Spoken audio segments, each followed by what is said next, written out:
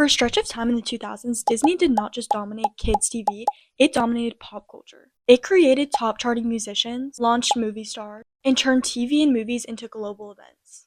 This video breaks down how that happened year by year, from Disney's quiet beginnings to the moment it reached its cultural peak, and why that level of influence has not been repeated since. Disney Channel officially launched on April 18, 1983, but the version of the channel that existed back then is almost unrecognizable to what most of us remember. At first, Disney Channel wasn't even widely available. It was a premium cable channel, meaning families had to pay to watch it, and because of that, its reach was limited. Instead of loud, fast-paced kid shows, the channel focused heavily on classic Disney animation, older live-action film, educational content, and family-friendly reruns. This was a pre-streaming world. Kids didn't have on-demand entertainment, and networks weren't competing like they are now. Disney Channel was still figuring out their identity and, more importantly, who it was for. Through the late 80s and early 90s, the channel finally started experimenting with original programming. Early Disney Channel movies started appearing, but they weren't cultural events yet.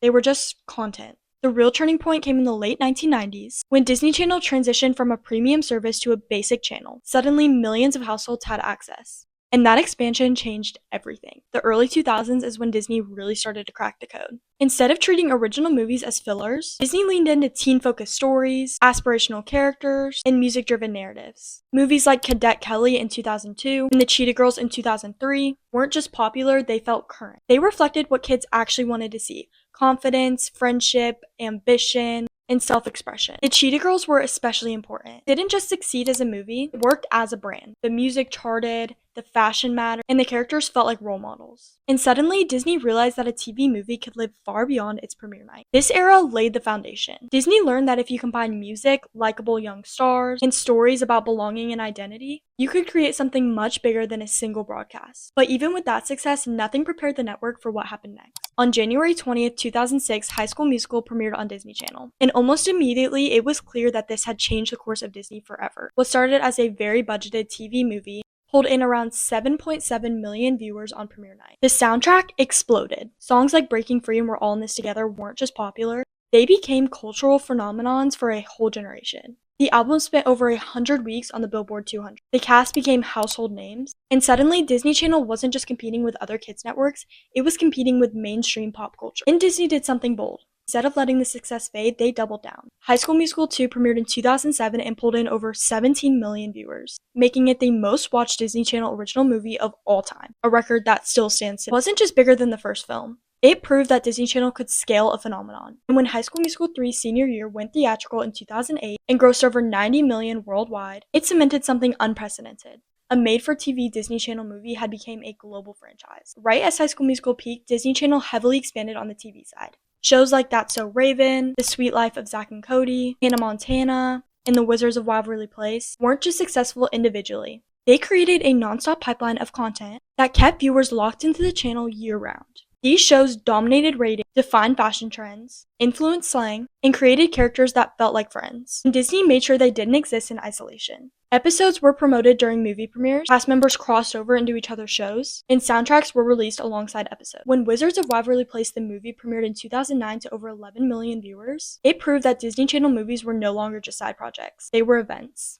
And then came Camp Rock, Justice Protection Program, Lemonade Mouth, and later Teen Beach Movie, each reinforcing the same idea. Music plus story plus personality equals longevity. At this point, Disney Channel was no longer just a network, it was a universe. By the late 2000s, Disney Channel had reached its absolute peak. This wasn't just about ratings anymore, it was about cultural saturation. Stars from the channel weren't only on TV. They were selling out tours, topping charts, starring in films, and dominating magazine covers. Stars like Zac Efron, Miley Cyrus, Selena Gomez, Demi Lovato, the Jonas Brothers weren't just Disney stars. They were the stars of pop culture. Disney's strategy was intentional.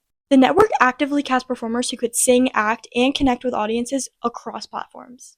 TV led to music. Music led to touring. Touring led to movies. And everything fed right back into Disney Channel. For a few years, if you were a kid or teen, Disney Channel didn't just influence pop culture, it was pop culture.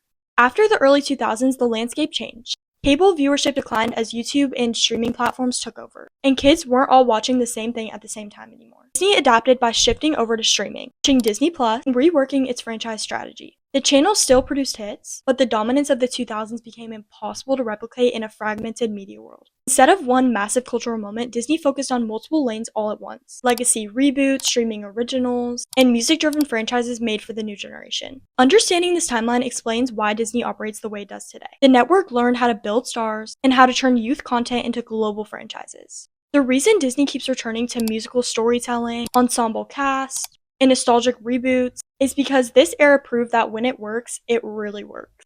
So that's the journey from a quiet premium cable channel in 1983 to a pop culture powerhouse that defined an entire generation. Now I want to hear from you. What was your Disney Channel era? And which moment do you think truly marked the peak of Disney? If you like this kind of deep dive timeline and want more pop culture and Disney content, make sure to subscribe, like, and comment on this video. And make sure you're following my TikTok because I post a lot of content that's similar to this. Thank you guys so much for watching, and I'll see you guys in the next one.